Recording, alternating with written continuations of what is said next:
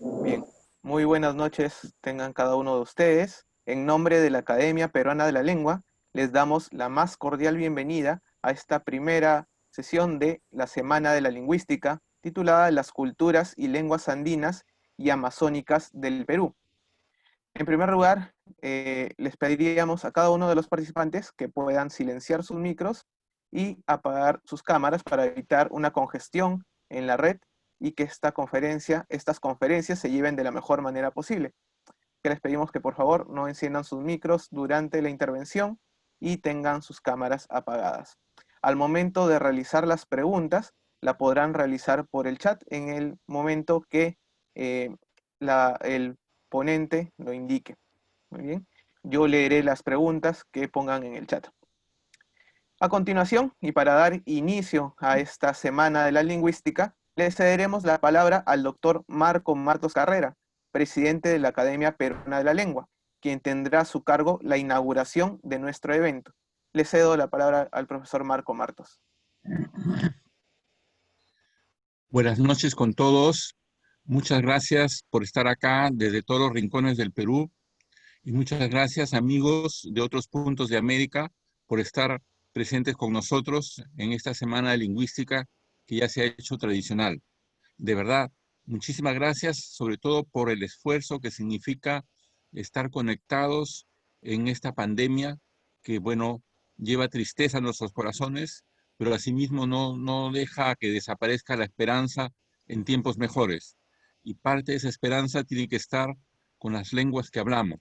Y esta semana es, digamos, muy importante para nosotros porque pone en el primer plano las lenguas que hablamos en el territorio peruano andino y amazónico y las relaciones que existen entre ellas. Muchísimas gracias por estar con nosotros. Bienvenidos y siempre la Academia Peruana de la Lengua quiere ser un lugar de encuentro de todos los peruanos. Muchísimas gracias. Muchas gracias, profesor Marco Martos, por sus palabras de inauguración.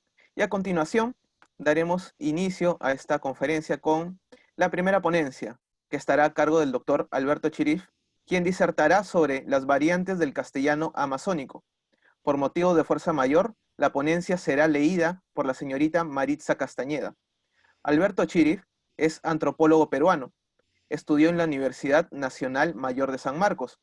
Desde el año 1970, su vida profesional está centrada en temas relacionados con derechos colectivos de los pueblos indígenas amazónicos.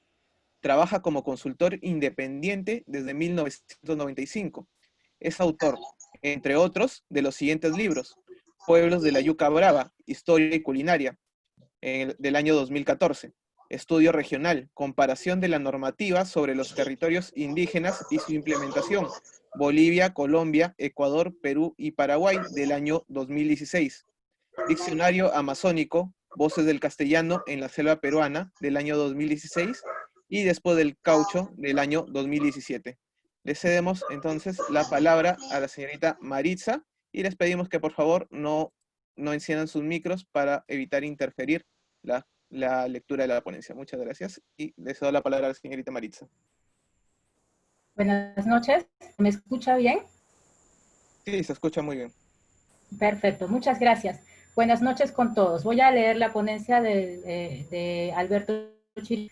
La ponencia se titula No uno, sino varios castellanos amazónicos. Bueno, comenzamos. El castellano amazónico sigue siendo una área poco estudiada. Sobre la base de dos elementos del habla característica de una parte de la población regional, la entonación y la inversión sintáctica, se ha construido un estereotipo sobre el habla de la región. En realidad, esto no pasa de ser una broma porque se exagera la entonación y se realizan inversiones sintácticas que crean figuras inexistentes en el habla de la región, como del agua sudul, supuestamente para decir hielo. El otro problema es suponer que en toda la región amazónica peruana se habla de una misma manera. Y esto tiene que ver con algo más antiguo que viene de la simplificación del territorio peruano en tres regiones naturales: costa, sierra y selva, que se mantuvo intocada hasta que el geógrafo nacional Javier Pulgar Vidal comenzó a analizar el tema. Con el castellano sucede lo mismo. aunque en este caso las variantes no responden a fenómenos mentales, sino sociales. La Amazonía, esa inmensa región que en el Perú comprende alrededor del 70% de su territorio, está sujeta a diferentes procesos sociales. La interacción de estos procesos con el sustrato cultural y lingüístico de cada zona es lo que determina variantes en el castellano. La presente ponencia intentará señalar los diversos procesos de colonización que se han dado en la Amazonía, la colonia y durante la República, y cómo el castellano ha sido o debe haber sido modificado en cada zona, en mayor o menor grado, bajo la influencia de las culturas y lenguas indígenas preexistentes y de las lenguas de los inmigrantes. Acerca de la diversidad de castellano, no estamos en la posibilidad de presentar más que algunas pistas generales que han salido de la consulta reciente con diversos profesionales y de nuestra propia experiencia. Para todas estas personas, mi más sincero agradecimiento. La lingüista Rosa Vallejo, el antropólogo Tomás Moore, la educadora Elena, el lingüista Roberto Sariquiei, la educadora y antropóloga Selva Chirif y el estudiante de doctorado en lingüística Alonso Vázquez. Para el mejor desarrollo de esta ponencia, presentaremos los grandes rasgos de los procesos de inmigración y colonización realizados en 3 grandes zonas de la Amazonía peruana. La zona norte, que comprende el actual departamento de Loreto y las provincias de Chachapoyas, Baba, Condorcanqui, ubicada en Amazonas, Moyobamba y Lamas, esta última en San Martín, la región central, que incluye el actual departamento de Ucayali y las provincias de Oxapampa en Pasco, Chanchamayo y Satipo, que está en Junín, Pachitea, Inca, esta última en Huánuco, y la Convención en Cusco. Y la tercera es la zona sur, que comprende el departamento de Madre de Dios. Vamos a iniciar con la zona norte. En la zona norte, las lenguas más habladas fueron las de los troncos lingüísticos tupí. De este grupo están el cucama, el cucamiria, el omagua y el yurimaguas. Otro tronco es el jíbaro, que tiene al aguajún, el huampis, el shuar, el candoshi, sibiar y el último grupo es el záparo. Durante la colonia y la república, el panorama cambió. Las lenguas yurimaguas y omagua desaparecieron, aunque en la comunidad de San Joaquín de Omaguas existen aún algunas personas mayores que hablan esta última, mientras que el cucama y el cucamiria, aunque no son usadas en la comunicación cotidiana, sí se conservan en espacios reducidos, integrados especialmente por personas de mayor edad y de algunos jóvenes que la han aprendido de ellas. Existe además un movimiento social con influencia en comunidades y en la ciudad de Nauta que impulsa la recuperación del cucama. De acuerdo con la lingüista Rosa Vallejos, es difícil establecer una fecha exacta para determinar la desaparición del cucama, pues ha sido o sigue siendo un proceso gradual. Señala además que las crónicas parecen indicar que en las reducciones, el cucama fue la lengua franca. De haber sido así, según lo que dice ella, la versión de esta lengua comenzó a desaparecer a la llegada de los conquistadores y misioneros inexacta. En otras palabras, si el cucama cumplió este rol, de alguna manera esto debió de convertirla en algo deseable y necesario de aprender por otras personas de las identidades indígenas que vivieron en las reducciones. Sin embargo, esto parece no haberle otorgado a los cucama ventajas sobre los otros pueblos, pues fueron tan oprimidos como ellos. Vallejos opina que se puede afirmar con seguridad que hacia finales del siglo XIX, si no antes, un buen número de cucamas ya hablan castellano. Cita ella una afirmación en ese sentido del padre Lucas Espinosa en su libro publicado en 1935. Los representantes de esta raza presentan un sinnúmero de intérpretes bastante familiarizados con el habla española. Se refiere ella, por último, a la opinión de Víctor Yuyarima y de doña Rosa Amías, quienes trabajaron con ella, que la escuela aceleró el proceso de pérdida de la lengua. Respecto a la última afirmación, debemos señalar 2 cuestiones importantes. La primera es que la fundación de las escuelas en los caseríos habitados por población cucama en el curso bajo de los ríos Marañón y Ucayali, que por lo general eran fundos de patrones que las empleaban como mano de obra, fue en promedio más temprana que en otras zonas. De una muestra de 11 caseríos, que en la actualidad son comunidades nativas, en el primero de estos ríos, en el río Marañón, las escuelas de 6 de ellos se fundaron entre las décadas de 1930 y 1950. Y en el caso de los que están en el segundo río, de una muestra de 9 caseríos, en 8 de ellos las escuelas comenzaron a funcionar entre 1920 y 1950, ¿no? Esta es una cita del mismo doctor Chirif. Ahora, todas estas escuelas fueron monolingües, y esta es la segunda cuestión a tallar. Es que en esta zona nunca funcionó el sistema de escuelas bilingües impulsado por el Estado, a raíz de que existió un convenio con el Instituto Lingüístico de Verano, que fue suscrito a inicios de la década de 1950.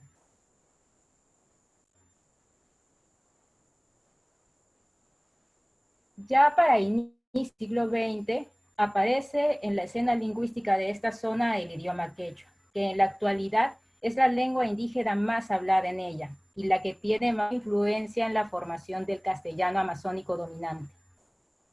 En la Amazonía peruana, la influencia del quechua es particularmente fuerte en las regiones Loreto, San Martín y Amazonas. Ahora, si observamos el mapa lingüístico que hay en Loreto, se hace evidente que los ríos con presencia de población hablante de esta lengua son los que tienen su origen en el Ecuador, donde la población es quechua hablante. De noreste a sudeste, ellos son el río Napo, el Tigre y el Pastaza. En el caso del Putumayo, donde también existen hablantes de esta lengua, es diferente ya que se trata de un proceso que se da a posterioridad, ¿no? Es un proceso de reemigración a partir del río Napo que luego se extendió hacia el Caquetá en Colombia. Ahora, ¿cómo llega la lengua quechua a esas regiones? Alfredo Torero ha señalado que fue a través de lo que él denomina comercio lejano.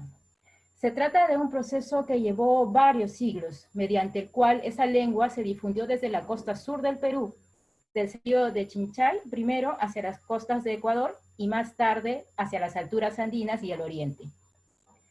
Según señala el autor, el quechua se ha afianzado en la costa norte y sur del actual Perú con la importancia que había cobrado la ciudad de Pachacámac como lugar santo y de peregrinación. Y para iniciar del siglo XI, el comercio interandino entre regiones tan distantes como el altiplano del Collao y el Ecuador tomó una especial fuerza. Es en este momento que surgió la ciudad de Chincha para cumplir el papel de nexo entre el sureste andino y los reinos y señoríos de las costas ecuatorianas. Y es así que en esta dinámica, el quechua chinchay empezó a penetrar en regiones muy distantes como lengua de relación adoptada por los señores y los mercaderes interesados en el comercio interregional y respaldada por el poder económico de Chincha y el ascendiente religioso y político de Pachacámac. Siglos más tarde, los incas trataron de poner fin al comercio impulsado por estos comerciantes, logrando solo disminuir su importancia, pero no anularlo del todo. Afirma al respecto que el quechua se estableció en el oriente ecuatoriano, a más tardar en el siglo XVI, pero se pregunta acerca de si estaba ya en el Ecuador o llegaron los incas. Más adelante él mismo se responde, la presencia en el nororiente peruano de dialectos igualmente I&B como los de Lamas en Sin y Chachapoyas en Amazonas, cercano tanto al de la costa central peruana y al de Huarochirí, hoy extintos, cuanto a las hablas ecuatorianas, fuerza la hipótesis de que la fusión de los I&B septentrionales de Ecuador y Perú ocurrió como parte de un fenómeno de fuerte relación económica interregional que venía desplegándose en los Andes desde siglos antes de la expansión del Imperio cusqueño. Ahora, implantado en las partes altas de los ríos ecuatorianos, el paso siguiente fue su imposición sobre poblaciones indígenas que hablaban otras lenguas. De esta manera, esa lengua se afianzó en las zonas de Tena, Baeza, Quijos y otras. Si bien durante la colonia los jesuitas quisieron ver el quechua como la lengua franca y con esa finalidad crearon incluso una escuela en Quito, Es probable que su impacto no haya sido significativo considerando el poco tiempo, apenas unos 130 años, que tuvieron para actuar antes de que fueran expulsados en el año 1767. Por lo demás, ninguna lengua se implanta por enseñanza en las aulas, sino por una difusión social. Y en este sentido es más verosímil que su difusión y arraigo haya sido consecuencia del comercio lejano y de los procesos migratorios. Pero el comercio lejano no solo se daba entre poblaciones que hablaban quechua, señala Torero.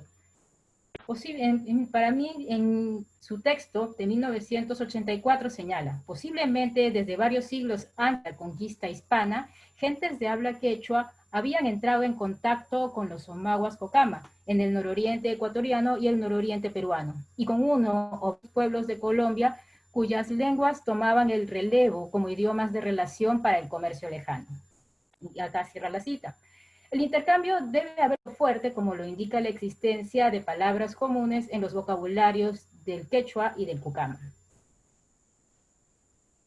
Con relación a la acción de población quechua hablante en la parte peruana de los ríos que descienden de Ecuador, el río Pastaza, Corrientes, Tigre y Napo, si bien puede haber éxito procesos migratorios independientes, existen evidencias de que este se produjo recién durante el cambio del siglo XIX al XX y como consecuencia de la acción de los patrones que explotaban gomas silvestres que necesitaban mano de obra. Así lo afirma Villarejo y Mercier para el caso de los quechuas del Napo y Tigre, quienes además indican que su llegada significó la absorción de grupos indígenas disminuidos por las epidemias, como los Aushiri, los Taushiro, los Záparo, ¿no? Y los Záparo que tienen sus múltiples variantes además, el Andoa, el Arabela, el Iquito, entre otros.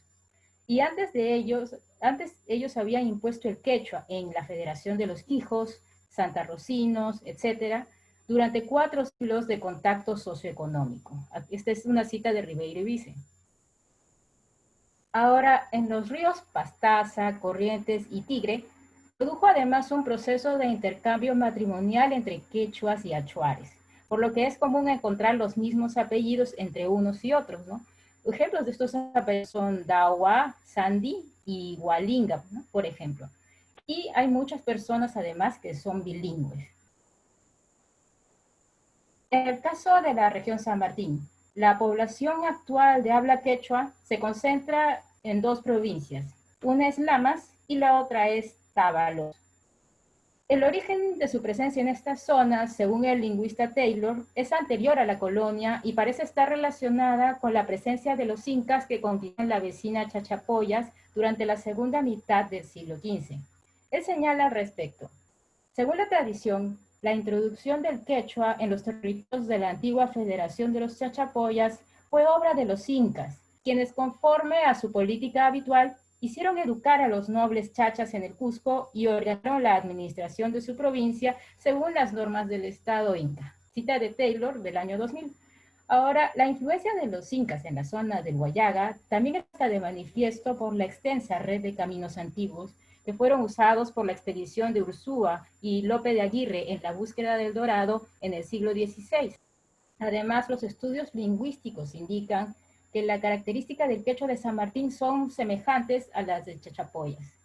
Por otra parte, en Chachapoyas, el quechua fue modificado bajo el influjo de la lengua original de los habitantes, que está ahora totalmente perdida.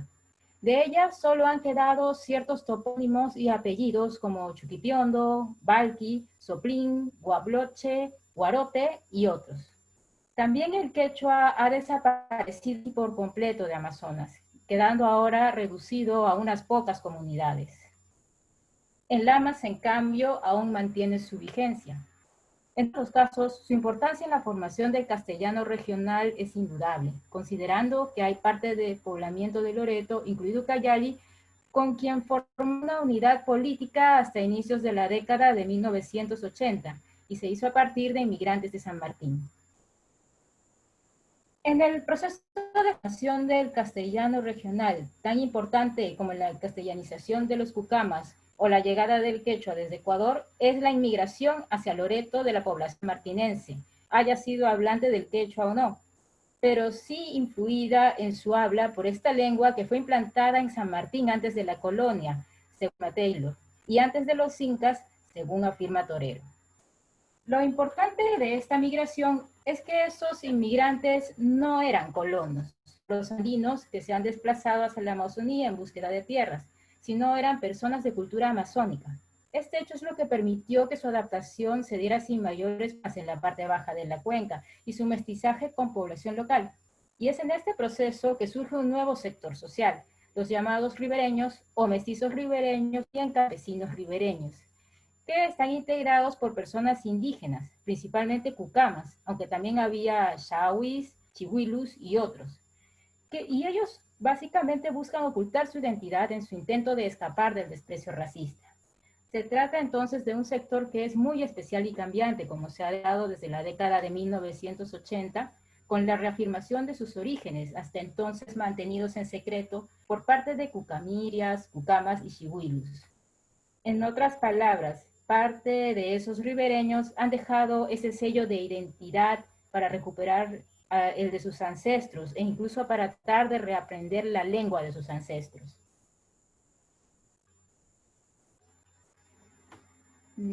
Hemos consultado a diversas personas acerca de las diferencias que han notado en la manera de hablar el castellano de la población con que han trabajado o de su lugar de origen. Respecto a la loretana característica, todas ellas señalan que sí hay diferencias, aunque no están en capacidad de detallarlas, dado que el tema no ha sido uno de sus investigaciones específicamente. Sus declaraciones, en todo caso, deben de ser tomadas solo como indicadores de la variedad de castellanos de la zona. Por otra parte, Luis Vallejo señala que en su trabajo ha planteado que la hipótesis de la dicotomía rural-urbana no captura correctamente lo que vemos castellano de la Amazonía. Al respecto a esto, si bien es cierto que hay variedades urbanas como los Iquitos, los Yurimaguas y los Nauta, la categoría rural es un poco más complicada. Cuando nos acercamos a las comunidades indígenas bilingües o multilingües, podemos notar que su castellano muestra efectos de tacto con las lenguas indígenas locales. Así, por ejemplo, el castellano que hablan los Cucama es un tanto diferente al que hablan los Shipibo, los Ya o los Secoya. Las particularidades de estos castellanos se pueden explicar generalmente a partir de los rasgos de las lenguas indígenas. Ahora, con relación al habla amazonense, región de la cual ella es oriunda, indica que la entonación de ambas variedades tiene rasgos comunes, pero no son iguales. En Loreto, las vocales de las primeras sílabas suelen ser bastante alargadas, hasta más largas que las vocales ascendentes. Por ejemplo, en la palabra hermano, tendrían a leer algo como hermano. La vocal E suele ser un poco más larga que la A, que es la que en realidad es acentuada, ¿no? Ese es uno de los rasgos que comúnmente nosotros llamamos el acento charapa. Ese alargamiento vocálico inicial existe en zonas, pero es menor y por eso se percibe como menos marcado. En cuanto a la morfosintaxis, tanto en Amazonas como en Loreto es muy frecuente usar el doble posesivo, ¿no? Como en la oración su casa de mi primo, pero en Amazonas es mucho más rara la permutación del genitivo, ¿no? Un ejemplo, de mi primo su casa. En Amazonas no se ha notado la discordancia de número. Por ejemplo, una oración común es no soy sus empleada, y más parece que en el Amazonas es más común la doble marcación del objeto. Por ejemplo, en la oración no le quiero dejar a mi hija. Y el uso, por otra parte, de los artículos con nombres propios, ¿no? En lugar de decir Rosa, se puede decir la Rosa. Por parte del educador Elena Burga, ella además que ha notado que los shipibo tenían tonalidades y formas un poco distintas de hablar el castellano, que era producto, supongo, de las influencias de su lengua materna. Ellos no hablan como el loretano o el ucayalino mestizo castellano hablante. Con ellos sí hay diferencia. La gente de fuera probablemente no lo note. Ahora, cuando fui a la zona de la Cucama, a San Martín de Tipichca, la parte del Marañón, también se notó que la tonalidad del castellano amazónico es más exagerada que el que hay en Ucayali. Por otra parte, la educadora y antropóloga Selva Chirif recoge la opinión de la señora Janet Olave Parente, del pueblo Tuna, que ella dice: hay personas en Caballococha que al hablar castellano usan palabras del ticuna y del yagua. También mezclan el habla brasileña y colombiana. En Caballococha las personas hablan diferentes aiquitos. El estudiante de doctorado Alonso Vázquez, que realizó trabajo de campo entre los Xihuilu, indica que definitivamente hay una semejanza, ¿no? Ambos tipos de habla serían charapas, pero intuitivamente percibe cuestiones distintas. No puede decir más porque ahora no fue el objeto específico de su investigación. La segunda zona de estudio es la zona central. En la zona central, las lenguas indígenas más habladas pertenecen a los troncos arawak y pano. Por diversos motivos, esta zona se mantuvo relativamente aislada de procesos migratorios y de influencias misioneras como los ocurridos en la zona norte. En este caso, han jugado un papel decisivo en favor del aislamiento del Alto Ucayali las disputas jurisdiccionales que tuvieron jesuitas y franciscanos por el control de esa parte de la cuenca, que estuvieron a punto de desembocar en enfrentamientos de grupos de indígenas armados por órdenes. Estas disputas llegaron a su apogeo cuando los franciscanos, en 1685, fundaron un pueblo habitado por unos 1800 nibos, que se ubicaba en el Ucayali, cerca de la desembocadura del Pachitea, y lo dedicaron a San Miguel. Sin embargo, poco después, el jesuita Heinrich Richter llegó a dicho pueblo y construyó una iglesia con campana y altar dedicados a San Francisco Javier. En la actualidad, un edicto real del 24 de abril de 1687 puso fin a estas disputas y determinó que los jesuitas tuvieran el control de ese pueblo hacia el lado norte y los franciscanos hacia el lado sur. No obstante, ese mismo año, estos últimos resolvieron abandonar el trabajo evangélico en el Alto Ucayali, cansados por los fracasos de su labor y por las muertes de sus misioneros, e iniciaron sus labores en la parte baja de la cuenca, a la que arribaban entrando por la ruta del Guayaga. Ahora, el trabajo de los franciscanos quedó entonces confinado a la zona de la selva de los actuales departamentos de Junín, específicamente Chanchamayo y Satipo, y de Pasco, en Oxapampa especialmente. Sin embargo, al promediar el siglo XVIII, nuevos obstáculos se opusieron a su labor evangelizadora en esta zona. Una serie de rebeliones, unas que fueron más simples que otras, cerraron el paso a la actividad misionera.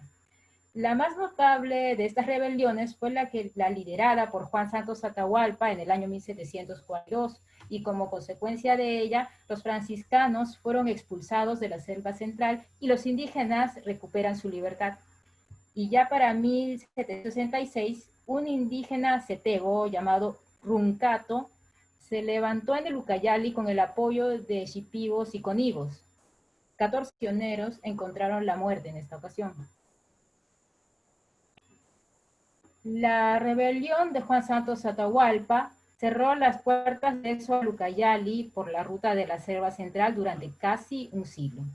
Todo este conjunto de hechos, entre rebeliones, pugnas entre las dos órdenes militares y la menor importancia del Ucayali para la administración de la colonia, en conjunto explican por qué los indígenas que estuvieron asentados en esta zona pudieron mantenerse más libres de influencias externas. Pero aparte hay un factor más que es importante señalar. Salvo los Cobo, que eran una sociedad ribereña asentada a lo largo del Ucayali, todos los demás pueblos indígenas eran de asentamiento interfluvial, lo que implica establecimientos más dispersos y demográficamente menos densos. Ya en los años de vigencia de las reducciones, la población obligada a vivir en los lugares concentrados se rebeló contra este modelo y se remontó. Esto no sucedió con los pueblos del tronco tupí de la zona norte. Las reducciones no implicaron un gran cambio de sus modelos de asentamiento, porque ellos estaban acostumbrados a vivir en caseríos muy poblados. Por otro lado, la ausencia de inmigrantes impidió que se forjase un tipo de mestizaje cultural y lingüístico, que por cierto, de haber ocurrido, hubiera sido muy diferente al de la zona norte, debido a que se hubiese realizado con colonos, es decir, personas de cultura andina y no amazónica. No obstante, existe en esta zona un sector menor de ribereños venidos de la zona norte, que se asienta en el curso medio de Yali y en el Pachitea. La inmigración andina hacia esta zona central comienza aproximadamente 60 años después de fundada la República, y la relación de la población indígena con los colonos fue al comienzo muy conflictiva y por tanto poco adecuada para el mestizaje de culturas y lenguas. Colonos del Cusco ocuparon tierras de los machiquengas del Alto Urubamba, colonos de Pasco y Junín invadieron las de Ashaninkas y Yaneshas en las partes selváticas de estos departamentos. Así, las tensiones entre foráneos y nativos han cambiado un poco en los últimos tiempos, pero finalmente no ha logrado producir fusiones tan intensas como las de la zona norte. Existen además influencias lingüísticas recíprocas entre inmigrantes quechohablantes, algunas de las cuales ya han sido castellanizadas, y pobladores de las lenguas indígenas amazónicas. Pero esto no ha sido estudiado, tal vez porque de momento no resulta tan atractiva en cuestiones de tonalidad y vocabulario como los de la zona norte. El lingüista Roberto Saripiei, que realizó una investigación sobre la lengua cacataibo en Pano, señala: estoy de acuerdo sobre la diversidad del español amazónico. El español de los cacataibo tiene una impronta pucallpina fuerte y en pronunciación y sintaxis se parece mucho al español de Pucallpa y probablemente también al de Iquitos. Sin embargo, las diferencias entre Iquitos y Pucallpa se están conociendo mejor y en ese sentido es también generalizar decir que se trata de una misma variedad. El español de los cacataibo tiene sus particularidades también y varía mucho entre hablantes de distintas generaciones. El verbo puede ir al final y ocurre así muchas veces. También hay patrones, discordancias de género y número, y claro, usos idiosincráticos de preposiciones. Lo más común es yo voy en Lima, en otros rasgos. La última zona estudiada es la zona sur. En la zona sur, las lenguas más habladas pertenecen al tronco Jarangut. Adicionalmente, hay presencia de dos lenguas arawak, la machiquenga y el yiné, y una tacana, eseja.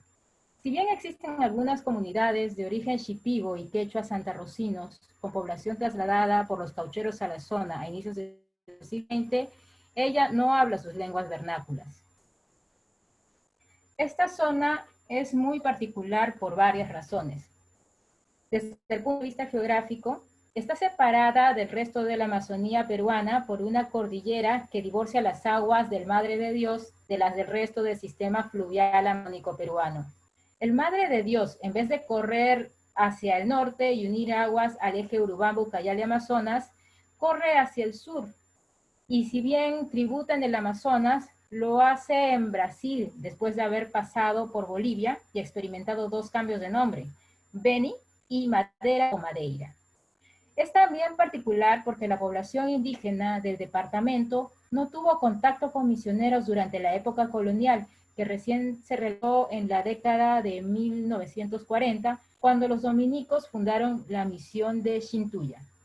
El contacto más significativo de indígenas con foráneos fue el realizado por Fitzcarrald a inicios del siglo XX, cuando asesinó masivamente a indígenas con la finalidad de despejar áreas sus obreros pudieran extraer gomas silvestres.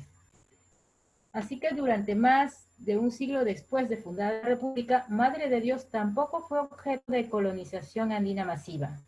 Esta recién comenzó a hacerse sentir en la década de 1970, y no por inmigrantes en búsqueda de tierras de cultivo, sino por extractores de oro y por trabajadores de la madera al servicio de empresas forestales. Se trata principalmente de excedentes poblacionales de Puno y Cudo, de tradición quechua y aymara hablante, que han invadido tierras de comunidades nativas. De 1970 a la fecha, Madre de Dios ha sido el departamento que más ha crecido poblacionalmente. tanto por los factores mencionados como por la construcción de la carretera interoceánica sur, que vincula la red vial del Perú con la del Brasil. Con relación al habla, el antropólogo Thomas Moore señala: entre el Jarakbut y el castellano regional no hay préstamos consolidados. Algunos términos que los ministerios de Educación y Cultura han difundido son repetidos a veces, pero no se han incorporado en el habla de los migrantes y no indígenas nativos. Lo que sí es diferente del hablar loretano y ucayalino son algunos nombres de especies de flora y fauna. Por ejemplo, no se dice majás, sino picuro. No se dice toé, sino hayapa o ayapa. Respecto a la ponencia, hay unas consideraciones finales. Lo señalado brevemente en esta exposición nos lleva a la conclusión de que no existe un castellano amazónico, sino varios. Y que esto es válido incluso en la zona norte, donde el castellano tiene cierta homogeneidad lingüística. Por el momento, no tenemos manera de demostrar de forma detallada en qué consisten estas variaciones y solo podemos inferirlas de la complejidad de los procesos que hemos señalado en los párrafos anteriores. Los inicios del castellano amazónico, que hoy conocemos de la zona norte, son recientes. No tienen más de 100 años, que se inician con la implantación prioritaria del castellano entre los Pucama, según señala Villarejo, y con la llegada al Perú de quechohablantes por los ríos que bajan desde Ecuador. En la formación de este castellano concurren varias lenguas y combinaciones lingüísticas. Tendemos siempre a ver los factores recientes porque son más evidentes, pero no los componentes que han entrado en su configuración. Hablamos de la influencia del quechua, pero no sabemos cuánto de las lenguas que en su proceso de expansión existe en ella, o de las lenguas con las cuales estableció relaciones más horizontales como el cucama o el achuar. Por otro lado, el quechua proveniente de Ecuador tampoco es homogéneo, ya que presenta al menos dos variedades, la del río Napo y la del río Pastaza. Con relación a las otras dos zonas, no existe aún un castellano que caracterice el habla de indígenas y foráneos. El castellano ha incorporado de manera aislada algunos términos provenientes de lenguas indígenas, pero no existe una influencia tan grande de estas en el habla general, ni tampoco del quechua o del aymara, más allá de las que son comunes al castellano del Perú.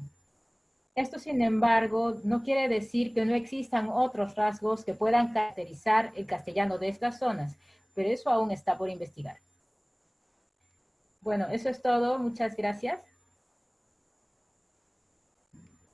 Muchas gracias por la lectura de la ponencia del doctor Alberto Chirif. Para continuar, la segunda intervención estará a cargo del licenciado Pedro Manayay Moreno, quien tendrá a su cargo la ponencia Semántica de las unidades léxicas zoonímicas en quechua central. Pedro Manayay Moreno es licenciado en Lingüística por la Facultad de Letras y Ciencias Humanas de la Universidad Nacional Mayor de San Marcos.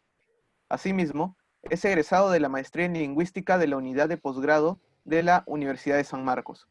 Ha participado como ponente en el 6º, 8º y 9º Coloquio de Lengua y Cultura en los Andes.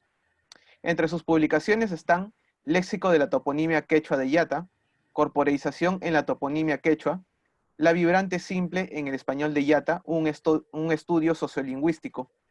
En la actualidad, es miembro del Grupo de Investigación Lingüística, Cultura y Sociedad del Instituto de Investigaciones Lingüísticas, INVEL. Le cedo la palabra al licenciado Pedro Manayay. Bien, buenas noches. ¿Se me escucha? Sí, se lo puede escuchar bien. Buenas noches con todos los presentes en esta ocasión. Antes que nada, primero agradecer a la Academia Peruana de la Lengua, al doctor Marco Martos, a la señorita Magali Rueda por la invitación para participar en este evento que tiene pues una importancia valiosa para la lingüística peruana, ¿no? En este caso, voy a presentar una investigación que estoy desarrollando en conjunto con el profesor Franklin Espinosa Bustamante, profesor de San Marcos, profesor de quechua, ¿bien? Acerca de el léxico sonímico en quechua central. Para ello voy a empezar a compartir una pequeña presentación.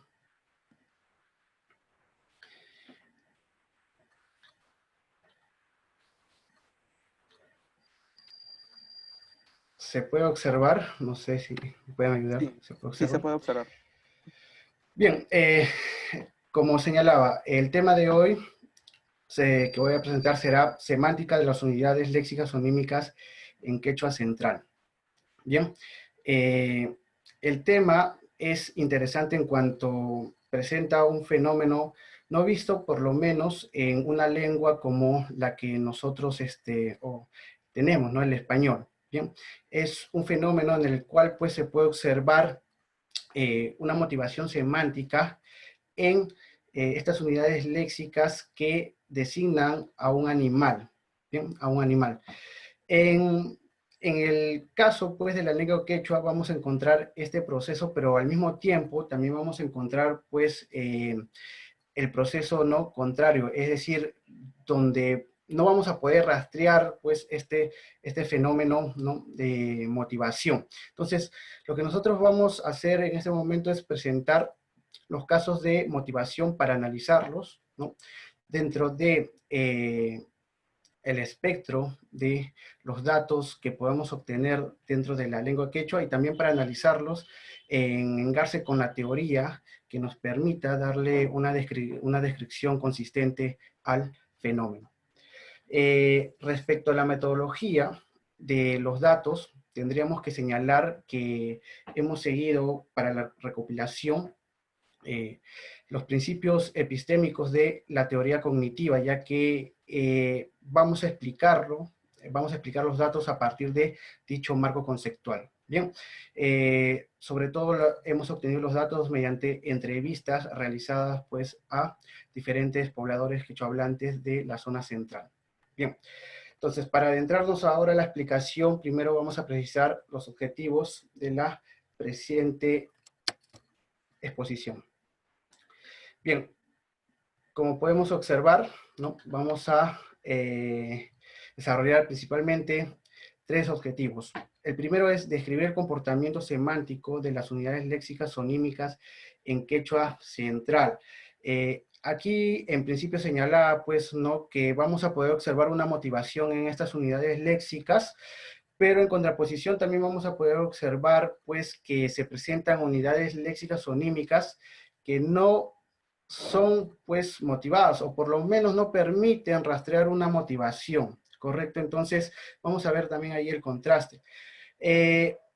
Respecto al objetivo 2, ¿no?, el cual nos señala establecer un límite semántico entre zoónimos motivados y zoónimos arbitrarios,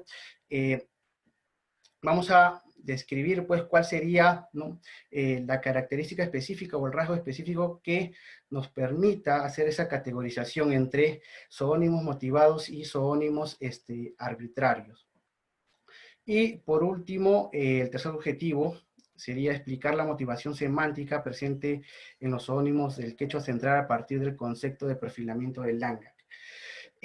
Aquí nos hemos permitido plantear, analizar los datos bajo este concepto, ya que a lo largo de el desarrollo de la teoría cognitiva o la aplicación de la teoría cognitiva en territorio peruano, pues no se observa que la mayoría de investigaciones toman la metáfora conceptual o la metonimia conceptual, ¿no?, y no analizan o no hacen uso, no emplean pues otras variables conceptuales que pueden ser interesantes, ¿no?, pueden ser interesantes también para el análisis de los datos de las lenguas originarias. Bien, entonces, una vez descritos los objetivos, nos vamos a la explicación pues conceptual o la explicación del marco teórico de la presente investigación.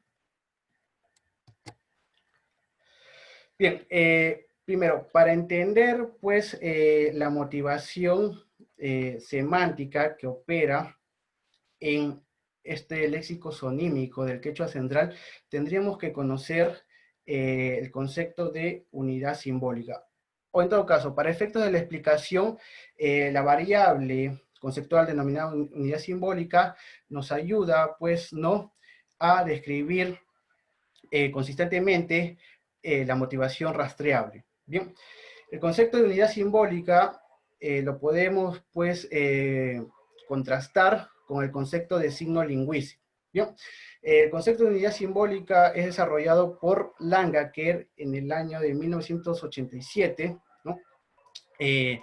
Es defendido dentro de la corriente denominada lingüística cognitiva, ¿no? Pero ¿en qué consiste este concepto? ¿A qué llamamos unidad simbólica?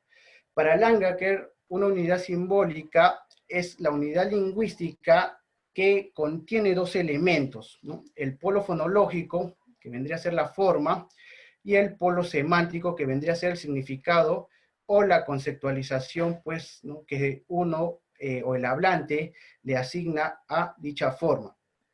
Langacker y los cognitivistas en general plantean que este engarce o esta relación que se presenta entre polo fonológico y polo semántico responde a una relación motivada. Bien, va a haber entonces un principio de causalidad, va a haber, pues, no un factor, un rasgo o una estructura por la que dicha forma se une a una conceptualización o a un polo semántico. Bien, también aquí, pues, Langacker nos señala que a mayor elementos amalgamados, ¿no?, en estas unidades lingüísticas rastreables que podemos observar en la lengua, mayor será la motivación o mayor será la carga semántica que presente, pues, esta unidad simbólica. Esta idea es interesante porque nos permite inferir que una unidad simbólica desprovista de pocas unidades lingüísticas o una unidad simbólica formada por una sola unidad lingüística, pues es inferior semánticamente respecto a la carga, ¿no?, a otras que presentan, pues, un mayor número de unidades amalgamadas. Lo que también nos permite inferir que, según, pues, los cognitivistas, no necesariamente todas las unidades lingüísticas, o en este caso unidades simbólicas, presentarían, pues, una carga semántica similar de motivación. Bien, bien, respecto a su par contrario, ¿no?, tendríamos que hablar o señalar el concepto de signo lingüístico. Sabemos que el concepto de signo lingüístico es desarrollado por Saussure, ¿no? Este concepto es defendido por la lingüística estructuralista. Bien, sabemos también que ese concepto presenta dos componentes: el significado, también llamado concepto, y significante, también llamado imagen acústica. Pero la cuestión diferente al concepto de unidad simbólica es que en este caso el significado y el significante van a presentar, pues, no una relación o un engarce arbitrario. Bien, es decir, para los lingüistas estructurales, ¿no?, el hecho de que una forma se relacione a un concepto, es decir, una forma lingüística se relacione a un concepto, pues no va a responder a una causa, no va a responder, pues, no a una estructura, no va a responder a una variable. Simplemente van a coincidir para efectos de la sistematización, pues, de codificación en la lengua. Bien, pero no va a haber una causa ahí que permita la unión, ¿correcto? Asimismo, dentro de la lingüística estructural se postula que todas las unidades lingüísticas cumplen esta condición, pues, ¿correcto? Para Saussure y para los estructuralistas, todas las unidades que nosotros podemos observar en la lengua, pues, serán arbitrarias, no serán, como entienden los cognitivistas, motivadas. Bien, aquí hay que hacer una precisión, ya que para los cognitivistas será motivada porque estos elementos van a llegar al sistema conceptual mediante mecanismos cognitivos que uno lo desarrolla a partir de el cuerpo humano o la percepción humana. Por ejemplo, la metáfora conceptual, ¿no? La metonimia conceptual o el fenómeno de la corporización, ¿correcto? Entonces, estas dos variables conceptuales son importantes tenerlas en cuenta para ver, pues, ¿no?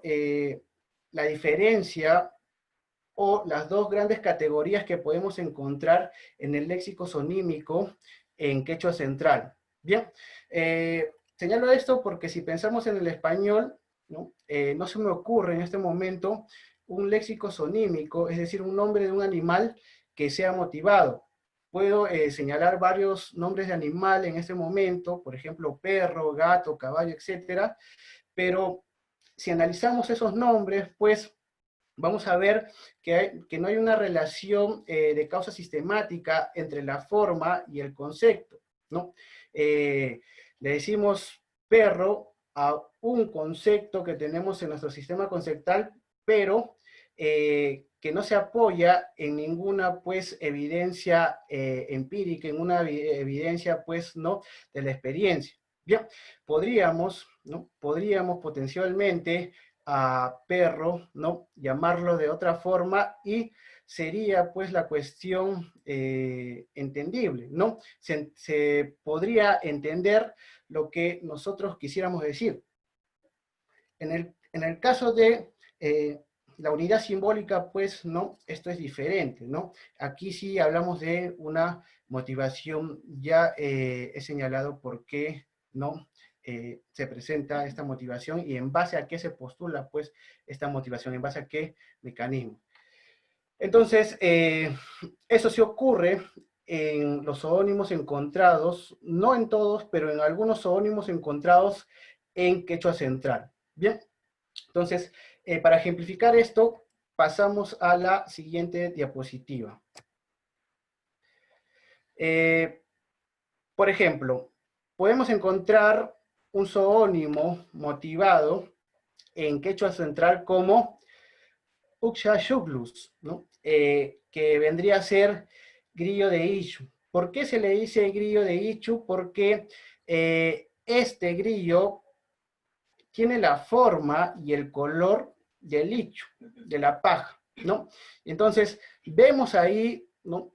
Que potencialmente por el color y la forma se puede presentar una motivación o se presenta una motivación, ¿correcto? Esta motivación la tenemos que entender pues en términos de corporización, ¿no? En términos de una experiencia visual desarrollada, ¿no? A partir de ver al animal, ¿no? Entonces podemos interpretar pues, ¿no? Esta estructura o estos rasgos del animal como la causa pues sistemática para unir dicha forma, es decir, dicho polo fonológico, Uxayuglus, a el polo semántico, al concepto que se le engarza. ¿Correcto? Entonces aquí vemos una causa, aquí vemos una motivación, ¿bien? El color y la forma.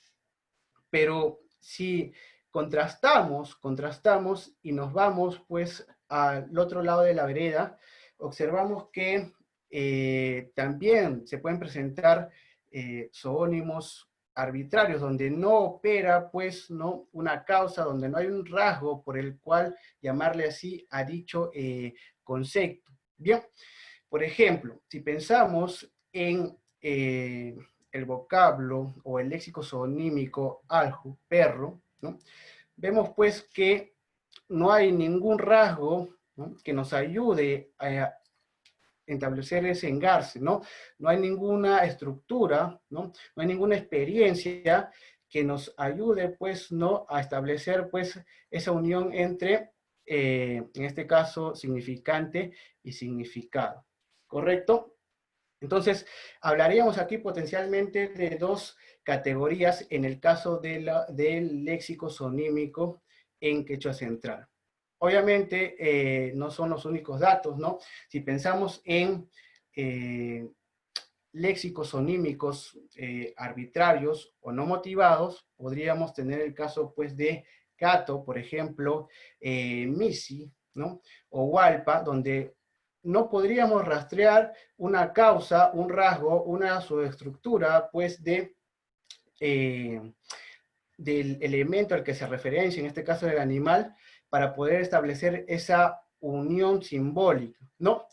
Pero sí podemos, pues, ¿no? En otros casos, como en el presentado al margen, pues, en el margen izquierdo, ¿no? Encontrar esa causa. Bien, entonces, en este caso, ¿no? Hablaríamos de dos grandes grupos. ¿Bien? Zoónimos motivados versus zoónimos arbitrarios. ¿Correcto? Pero este concepto de unidad simbólica, al mismo tiempo, lo podemos engarzar con el concepto de perfilamiento de Langacker, postulado por Langacker, que pasamos a desarrollarlo. Bien, si observamos aquí, ¿no? El concepto de perfilamiento de Langacker se refiere al proceso de buscar una estructura, ¿no? Una estructura una estructura del ente que se referencia para poder denominar según la estructura, pues, ¿no? Buscada. En el concepto de perfilamiento, entonces, va a ser fundamental dos variables conceptuales, ¿no? El concepto de base, también llamado alcance de una predicación, y perfil, también llamado designación. Es decir, ¿no? ¿Qué nos quiere decir Langacker con el perfilamiento, ¿no? El perfilamiento en sí, pues, va a ser, ¿no? El proceso mediante el cual nosotros demos o asignemos un nombre a un ente. Pensemos, por ejemplo, en el caso A, que se puede visualizar en la diapositiva. Vemos, ¿no? Que el concepto de círculo tiene, pues, ¿no? Un alcance mayor dentro del espacio, Pero dentro de ese alcance mayor ha señalado o ha especificado una estructura, una subestructura, ¿no? Que permite darle un perfil. Es decir, dentro de todo el alcance que sería el espacio, ¿no? Perdón un momento. Dentro de todo el alcance que sería el espacio, el concepto de círculo agarra una subestructura que vendría a ser una pequeña parte de ese espacio, ¿no? Y que se puede interpretar también como la base, esta subestructura, ¿bien? Y a partir de esa subestructura, a partir, pues, de esa base, le asigna un perfil, que vendría a ser la designación, ¿bien? Y si analizamos, ¿no? El caso B, veríamos, pues, también que en el caso del concepto arco, ya la cuestión, pues, ya el alcance cambia, ¿no? El alcance en este caso sería el círculo. Pero del todo el círculo, el concepto arco ha buscado una base, ha buscado una subestructura para que llegue a su perfil, ¿no? El perfil vendría a ser ya la designación. Entonces, ¿cómo podemos interpretar el concepto de perfilamiento para aplicarlo a la motivación semántica que se presenta en el léxico sonímico quechua? Bueno, de esta forma, de todo elemento que se va a referenciar, el quechohablante busca una subestructura o un rasgo para que designe según ese rasgo al elemento, ¿no? Es decir, va a focalizar un rasgo del elemento para que pueda designar a, en este caso, pues, el animal, ¿correcto? Entonces, así vamos a tener 5 casos. Paso a explicar el primer caso, pues, ¿no? De perfilamiento que se presenta en el léxico sonímico del quechua central. Por ejemplo, a partir de la forma, ¿no? en este caso, encontramos léxicos motivados que han tomado como base o han tomado como subestructura la forma del animal para poder darle una etiqueta. Si vemos el primer ejemplo, el que nos dice Ahishkuru, gusano de tripa, bien, vemos que la forma o el polo fonológico vendría a ser Ahishkuru.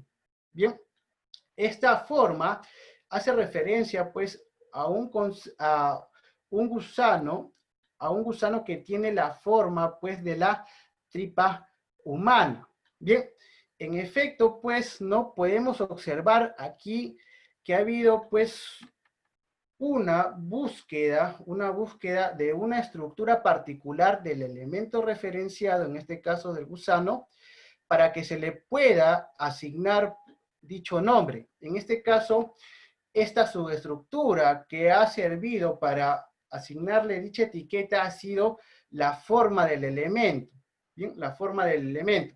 En efecto, pues, ¿no? Diríamos que la forma del elemento sería la base de este perfilamiento. Si nos vamos al segundo caso, vemos, ¿no?, el caso ya anteriormente presentado, Uxayuglus, grillo de Ichu, en el cual también, pues, observamos que la forma, ¿no?,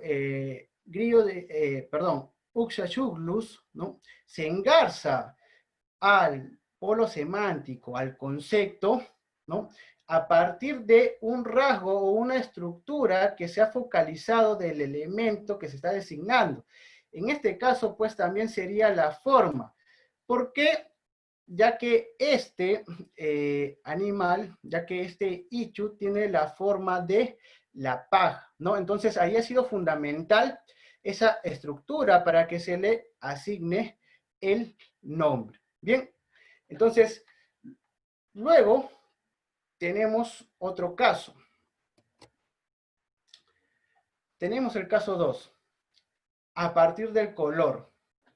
En este caso, pues, el perfilamiento ha tomado como subestructura o como base el color del elemento referenciado, es decir, de los animales referenciados.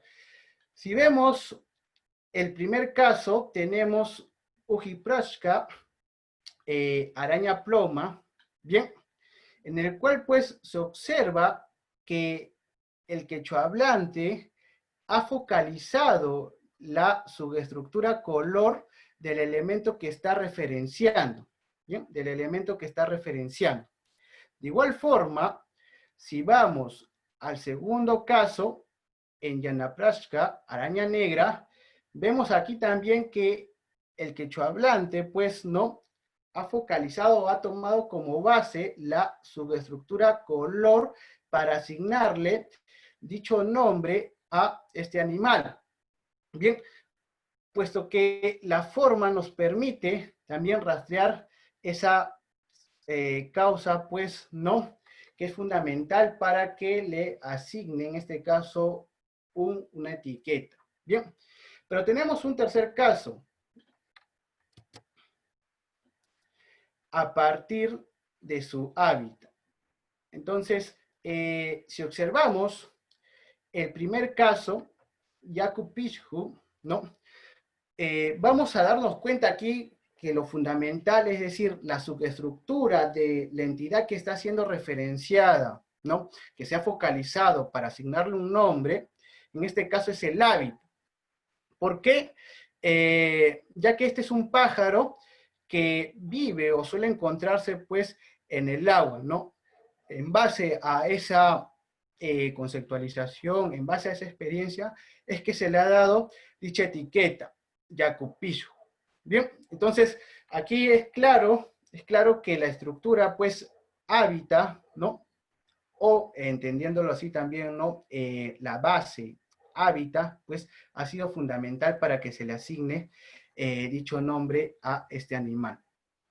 Si pasamos pues al segundo caso o al segundo ejemplo, perdón, de este tercer caso, Papakuru, ¿no? vamos a observar que también pues el hábitat sería la base para que se le asigne un nombre a este animal, ya que este gusano suele presentarse en la papa o suele estar en la papa, ¿no? Se lo ha conceptualizado, ¿no? Como un animal, un ente que habita dentro de la papa y su hábitat ha sido fundamental, ha sido la base para que se engarcen pues este polo fonológico con el polo semántico. Bien, pero tenemos un cuarto caso. El cuarto caso vendría a ser a partir de su comportamiento. El primer ejemplo nos remite a Upakuru, gusano torpe. Upakuru hace referencia a un escarabajo que se deja atrapar fácilmente. En este caso, pues, la base o la subestructura ya no sería, pues, el color, ya no sería, ¿no?, la forma, ya no sería el hábitat, ¿no? Ya sería, pues, ¿no?, el comportamiento, ¿bien?, del animal, o el rasgo conceptual que tienen los quechohablantes del animal. En este caso, pues, no sería la torpeza del animal, la base o la subestructura que permite asignarle ese nombre y que permite la simbolización entre el polo fonológico y el polo semántico. Así también tenemos un segundo ejemplo, ¿no? Puma Huajachi, que hace llorar al puma, ¿no? Este léxico sonímico remite a un zancudo que suele picar duro, según la conceptualización de los quechohablantes.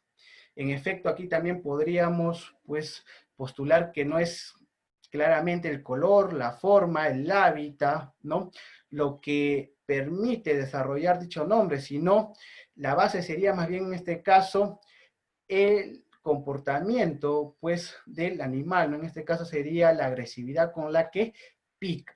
Bien, entonces vemos pues que se focalizan estructuras para asignarles nombres a algunos zoónimos en quechua central. Bien, pero de igual forma tenemos un quinto caso. A partir del sonido que emite, ¿no? En este caso ya hablaríamos pues de una motivación onomatopeica. Si observamos el primer ejemplo, tucu, ¿no?, búho, se le designa de esa forma porque dentro de la percepción de los quechohablantes, ¿no?, este animal emite un sonido del tipo tucu. Entonces, esa su estructura, es decir, esa base, esa emisión fónica que emite el animal ha sido pues fundamental para que se le asigne esta etiqueta, ¿no? De igual forma, si vemos el segundo ejemplo, chilla, picaflor, bien, también responde a una motivación onomatopeica, bien, puesto que dentro de la percepción auditiva de los quechohablantes, este animalito, el picaflor, emite un sonido del tipo chillaj, chillaj, bien, que ha sido pues, ¿no?, lo que se ha focalizado, que ha sido lo que se ha tenido presente, que ha sido la base, la subestructura de todo ese ente para que le pueda asignar un nombre, ¿correcto? Entonces, hablaríamos hasta el momento, pues, ¿no?, de zoónimos motivados versus zoónimos arbitrarios, donde no se puede rastrear ninguna causa sistemática. Cuestión que de igual forma, pues, tendría, ¿no?, que analizarse de una forma, pues, más amplia, de una forma más sistemática, ya que con la explicación que acabamos de dar, no queremos decir que se deba, ¿no?, de repensar el concepto de signo lingüístico, ¿no?, de una forma, pues, ya tajante, de una forma radical, y debemos pues no criticar este concepto. Como algunos investigadores señalan, diríamos erróneamente, ¿no? Ya que si uno piensa o si uno reanaliza aquí los datos, podríamos encontrar dentro de esta motivación, ¿no? Dentro de esta motivación, en cierto sentido también, ¿no? Un potencial rasgo de arbitrariedad, ¿no? Si bien es cierto, podemos ver que el polo fonológico y el polo semántico se engarzan por una base o por una subestructura, pues que el quechua hablante ha conceptualizado como prominente, bien, también podríamos pensar, pues, ¿por qué necesariamente esa estructura? ¿No? Porque si tenemos diferentes categorías, ¿no? Tenemos 5 casos, ¿por qué en el primer caso, pues, el color y no el sonido también que emiten? O en este quinto caso que estamos observando, ¿por qué el sonido y por qué no el color? ¿No? En ese sentido, pues, tendríamos, ¿no?, que seguir reanalizando estos conceptos. Desde un punto de vista, pues, más consistente o más general, ¿no? Diríamos que el concepto de signo lingüístico todavía no ha perdido fuerza, señores, no ha perdido vigor, ¿no? De igual forma, podríamos, incluso en estos nombres motivados, rastrear cierto sentido arbitrario. Bien, pero en un análisis pues profundo, no en un análisis superficial. Obviamente que si observamos estos léxicos vamos a ver pues una causa ahí, ¿bien? Pero si reanalizamos el concepto, entonces potencialmente sí podríamos encontrar, ¿no?, cierta arbitrariedad. Digo esto porque se suele hacer varias falacias, hombres de paja, respecto al concepto de unidad simbólica, ¿no? Como señalaba anteriormente, los mismos cognitivistas señalan que a mayor unidades amalgamadas, mayor es la conceptualización, mayor es la simbolización. Bien, algunos autores, como por ejemplo Chen Guiyen, en el año 2015, malinterpretan esto y señalan que los cognitivistas, pues, no están criticando o están refutando a ciencia cierta, pues, el concepto de signo lingüístico cuando no es así. Bien, porque incluso dentro del análisis motivado bajo este concepto de unidad simbólica, uno puede encontrar arbitrariedades, porque incluso dentro de la inferencia potencial que uno le puede hacer a la lectura de Langacker, podríamos determinar que los cognitivistas aceptan, de cierta forma, que las unidades más básicas de la lengua, pues, presentarían pues, cierta arbitrariedad. No lo dicen literalmente, pero la inferencia es potencial a partir de lo que señala Lang. ¿Correcto? Entonces, hemos visto, pues, en la presentación un fenómeno muy interesante. Bien, un fenómeno que, como les señalaba anteriormente, no ocurre en la lengua española.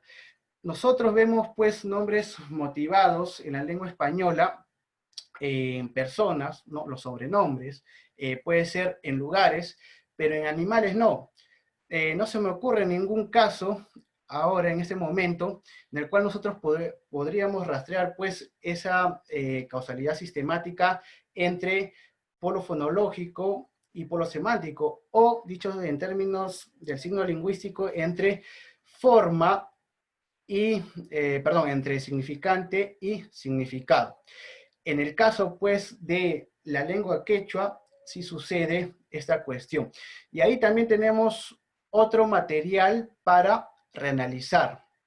Bien, ahí también tenemos, pues, datos empíricos que nos pueden a nosotros nos pueden ayudar a formular teoría y a criticar ya la teoría que está, pues, desarrollada, ¿correcto? Y eso sería una cuestión muy importante puesto que los datos de las lenguas originarias, justo en la semana de la lingüística, que está dedicada a estas lenguas, pues, originarias, pues, nos permiten ver, pues, aquí el análisis que estos datos también de estas culturas, de estas lenguas, serían muy importantes, serían muy, por así decirlo, un material muy bueno para postular teoría, y no solamente con ellas hacer, pues, un análisis aplicativo, ¿correcto? Porque muchas veces aquí lo que se suele hacer es un análisis aplicativo de la teoría, pero no observamos que la teoría también se puede repensar y se puede reanalizar a partir de estos datos de las lenguas originarias. Bien, entonces eso también es importante, ¿correcto? Bien, dentro de las conclusiones que podemos observar, o que hemos podido observar a partir de este pequeño análisis, señalaremos las siguientes. La primera, los léxicos zonímicos en quechua central pueden ser categorizados en dos grandes grupos: zoónimos motivados y zoónimos arbitrarios, ¿no? Ya habíamos dicho, pues, ¿no?, que no es recurrente que se presente esto. Por ejemplo, una vez más, señalamos que en el español no suele presentarse esto, ¿bien?, este fenómeno. En cambio, en el quechua, pues, no, observamos que la cultura, ¿no?, o la lengua, pues, tiene otra forma de conceptualizar estos elementos, estas unidades lingüísticas. Y una segunda conclusión sería: existe una clara diferencia entre las dos categorías descritas. Se va a entender esto en un primer nivel, ¿no? En el caso de los zoónimos motivados, siempre un rasgo o una subestructura del animal referenciado es fundamental para que se le asigne una etiqueta, mientras que en el caso de los zoónimos arbitrarios, ninguna estructura es rastreable. Bien, hemos observado, pues, ¿no?, que hay dos grandes categorías en este caso. Bien, también podemos señalar, pues, ¿no?, que en las categorías de los zoónimos motivados siempre se va a focalizar, pues, un rasgo para asignarle el nombre a el ente, en este caso a los animales. Bien. Bien, una tercera conclusión que podríamos señalar sería la siguiente: la motivación observada de los zoónimos quechua pueden explicarse a partir del concepto de perfilamiento de Langer, que hemos visto que este concepto nos puede ayudar, señores, a explicar esta motivación, en cuanto se postula que para el perfil, para el nombre, se necesita, pues, o el hablante recurre a una base, una subestructura. En este caso serían, pues, los rasgos focalizados de los animales. Sin embargo, los mismos datos podrían ser descritos a través de la metonimia conceptual, la teoría de los marcos semánticos o otra teoría cognitiva. Señalo esto porque estos datos, pues, ¿no?, si uno los analiza a profundidad, vemos que pueden ser explicados, por ejemplo, ¿no?, mediante la metonimia. ¿Bien? Por ejemplo, el hecho de sobremencionar un rasgo, ¿no?, de todo el ente sería, pues, una metonimia conceptual, ¿no?, una subestructura por toda la estructura. Bien, o de forma general, pues, parte por todo. De igual forma, por ejemplo, con la teoría de los marcos semánticos, podríamos analizar también estos conceptos motivados, estos nombres motivados, perdón, apelando al marco de referencia, es decir, a la noción que estos nombres subyacen cuando son materializados, ¿correcto? En ese sentido, pues, no, la teoría cognitiva es un poco general, es un poco abstracta, puesto que más que presentar nuevos potenciales insumos teóricos, presenta, pues, no, insumos teóricos sinonímicos. Bien, entonces, por esa razón es que me he permitido plantear esta tercera conclusión, para darnos cuenta que podemos engasar también los conceptos dentro de la teoría cognitiva. Y una teoría nos puede permitir también explicar los datos que han sido explicados con otra teoría. Obviamente que también pues tenemos que repensar, ¿no? A partir de los datos, la teoría como lo acabamos de hacer con los datos expuestos. Bien, por mi parte eso sería todo, ¿no? Respecto a la exposición. Muchas gracias al licenciado Pedro Manayay por su intervención. A continuación leeré algunas preguntas que le ha formulado el público. La primera pregunta dice, de Viviana Espinosa. Buenas noches. Uki y Yana hacen referencia a araña. La variedad lingüística es quechua. ¿De qué zona? Bien, estamos hablando de quechua central, específicamente de la zona de Huamalíes, bien en Huánuco. Bien. Por otro lado, Daisy Miranda Ábalos menciona, en el español también existen unidades simbólicas, motivadas y lingüísticas, arbitrarias, también ligadas con los zoónimos. Por ejemplo, cuando una madre enseña a su hijo a designar los nombres de los animales, dice, mira el guaguau o simplemente mira el perro. ¿Qué nos diferencia con el quechua central?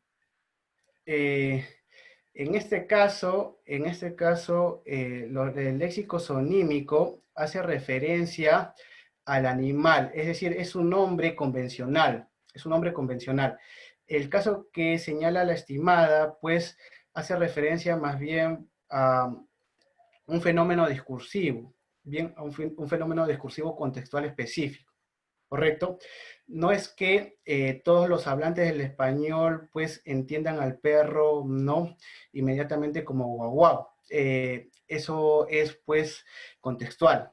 Bien, en el caso de los datos que hemos presentado, son los nombres convencionales. Bien, entonces potencialmente vemos que los quechohablantes están más acostumbrados a realizar pues este fenómeno experimental, ¿no? Corpóreo, que se puede explicar en este caso mediante el perfilamiento, como he señalado, ¿no? Bien. Por otro lado, Juan Pablo Mata consulta, ¿establecer diferencias centrales entre los quechuas del norte, centro, sur? ¿Es único el léxico zonímicos en quechua central o los hay también en los otros quechuas? Sinceramente, ahora tenemos datos recopilados del quechua central. Me atrevería a decir que la motivación sonímica también puede ocurrir en las diferentes variedades, pero no tengo respaldo empírico, ¿no? De igual forma, la lengua quechua, pues, es una lengua que emite o productivamente, ¿no? Desarrolla etiquetas con cargas conceptuales motivadas para los elementos más afines a su naturaleza. Por ejemplo, ¿no? Hay mucha toponimia también motivada y la toponimia sí la podemos hallar, ¿no? Claramente en todas las variedades, ¿no? En quechua central, en quechua sureño, en quechua pues norteño. ¿Bien? Una última pregunta de Joe Poma. Dice, ¿pájaro carpintero podría ser un caso de zoonimia motivada por el castellano? Sí, de hecho, ¿no? Pájaro carpintero podría ser, pues, ¿no? Un tipo de zoónimo motivado. Bien, de hecho, pues, observamos ahí también que la corporización, ¿no? Ha sido fundamental y se ha perfilado, pues, el nombre a partir de una estructura del animal. Bien, en este caso, pues, el comportamiento que desarrolla la entidad. Bien. Muy bien, esas son todas las preguntas que hay por parte del público. Agradecemos a los asistentes por la formulación de estas interrogantes y a los expositores que nos han acompañado esta noche por su exposición. Los animamos a participar de las ponencias programadas para el día de mañana a la misma hora en esta Semana de la Lingüística. Muchas gracias por su asistencia a cada uno de ustedes y buenas noches.